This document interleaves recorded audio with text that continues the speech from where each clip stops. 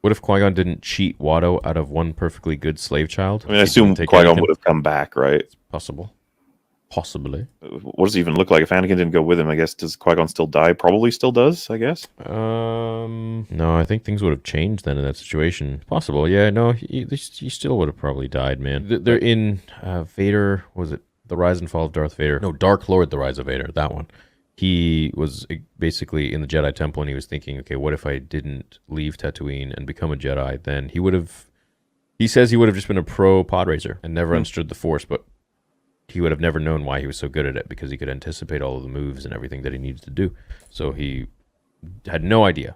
He would have no idea that he was so powerful in the Force, and he would live a good life.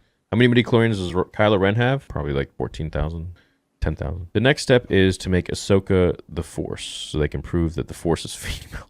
We need Andor quality writing from people that understand exactly why the original Cantina scene makes Star Wars special. Andor lacked care for lore.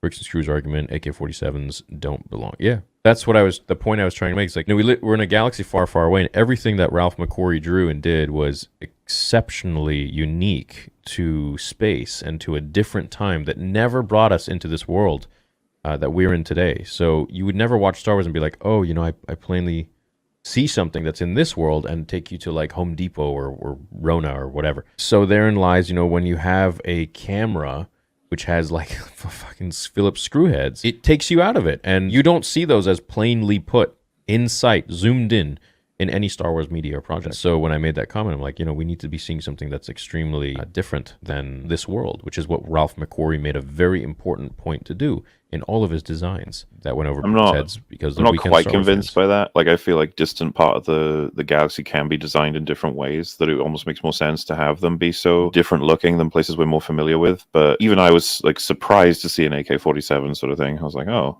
that's interesting. If anything, in me, I was more so just like, I wonder how that happened, and I wonder where the different interest in design comes from. Maybe learn a bit more about how these different parts of the world run differently in different areas. But the thing with Andor is just that, like, it didn't capture a lot of the Star Wars fandom, and it's a problem that is annoying, but that needs solving if they were going to continue it, which beyond season 2, I'm guessing they're not.